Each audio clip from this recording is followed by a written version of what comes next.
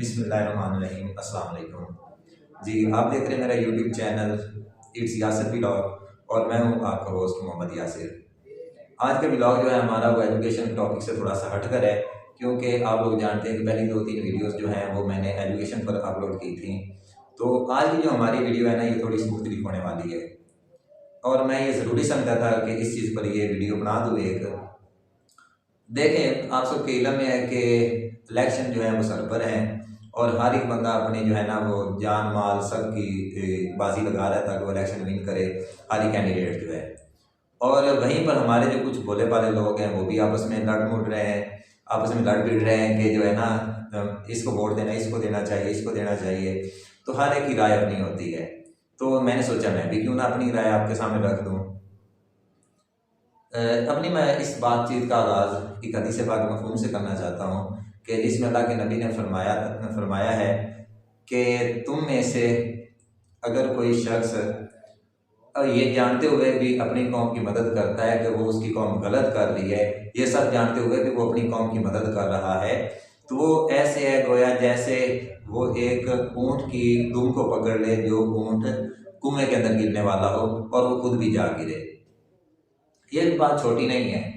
हम लोग सोचते हैं कि जो इलेक्शन आने वाले हैं, इलेक्शन में क्या होता है, हमने 5,000 रुपया ले लिया, 2,000 ले लिया, 3,000 ले लिया, 1,000 ले लिया, 500 ले लिया, इस पर अपना वोट बेच दिया और लोग सोचते हैं कि ये वोट देने के बाद हम लोग बरी ज़िम्मा हैं। नहीं, आप लोग बरी ज़िम्मा नहीं हैं, क्योंकि 5 साल का जो ड्यूरेशन है, जो एक कैंडिडेट रहना है 5 साल, उसने क्या करना है कि उसने जो भी काम करने उसके जिम्मेदार आप होने हैं, क्योंकि आपने ही वोट देकर उसको एक जितवाया था, इलेक्शन जितवाया था इलेक्शन, और आपके वोट से वो बंदा 5 साल के लिए हुकूमत में आया था।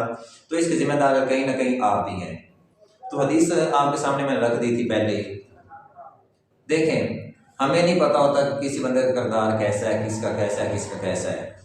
तो हमें जो है ना, जिसको वोट देना है, हमें सोच समझ कर देना चाहिए कि उस बंदे का किरदार कैसा है। पहले नंबर पर तो बात आती किरदार की, क्योंकि असल में जो ये जंग है ना, ये हक और बातिल की होती है और लोग ये नहीं सोचते कि जिस बंदे को हम वोट दे रहे हैं उसका किरदार कैसा है। देखें, यजीद जो था वो वक़्त का बादशाह था।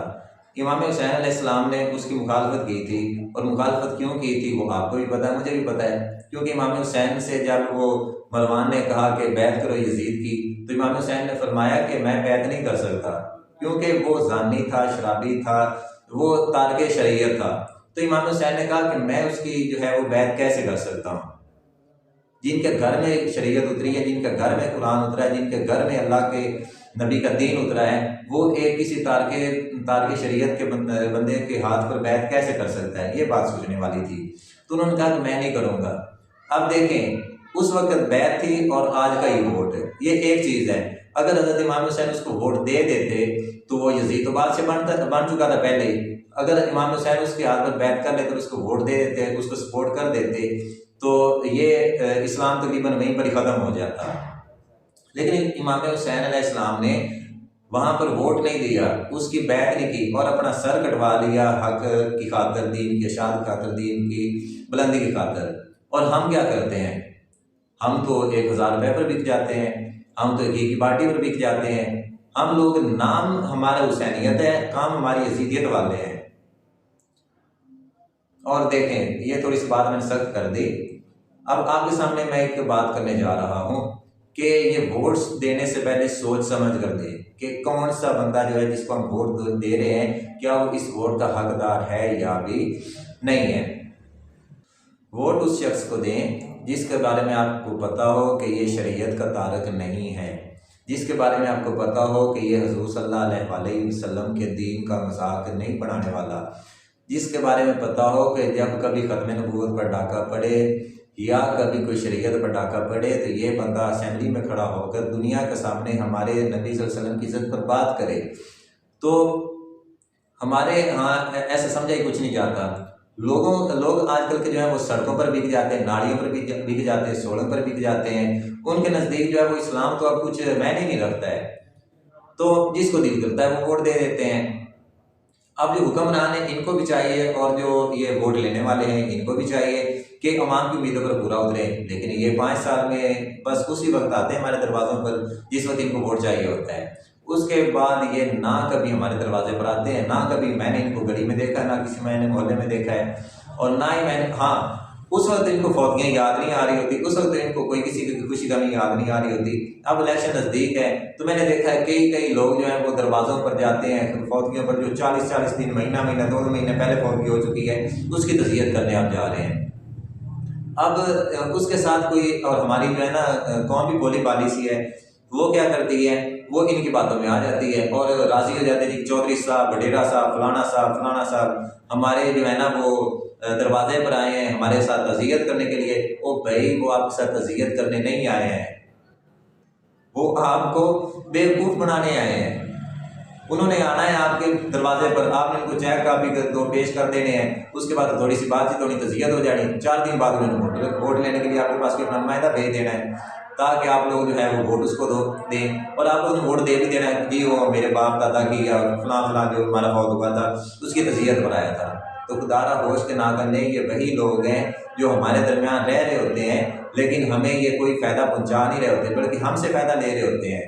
और ये जो 1000 रुपया देकर हमसे वोट खरीदते हैं, 2-2 हज़ार रुपया देकर, इन्होंने पिछले 5 साल हमारे ही अंदर से इन्होंने कई हज़ार रुपये निकालने, कई लाख रुपए निकालने हैं। हमारे ऊपर इन्होंने 1 रुपया तक खर्च नहीं करना। खुद इनकी जायदादें बढ़ जाती, कोठियाँ बढ़ जाती, सारा कुछ बढ़ जाता है, लेकिन ये कैसे, हमें तो किसी ने कोई चीज़ नहीं दी होती।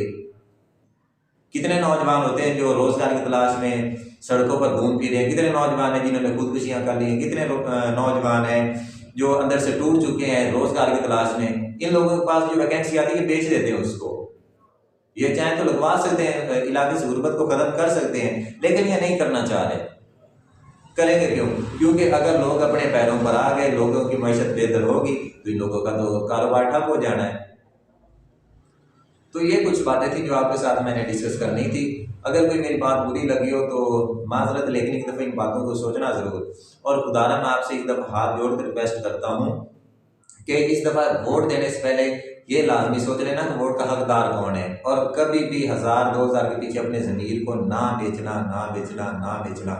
ये लोगों को 1000 रुपया, 2-2 हज़ार रुपया देकर उनसे इन्होंने कई हज़ार, कई लाख रुपए उनके जिस्मों से इन्होंने निकालने हैं, उनके कपड़े तक ये बेच देंगे।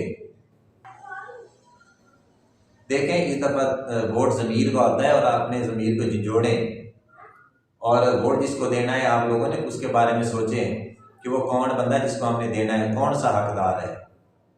ये आप लोग लाजमी सोचें, और थोड़ा नहीं पूरा सोचें।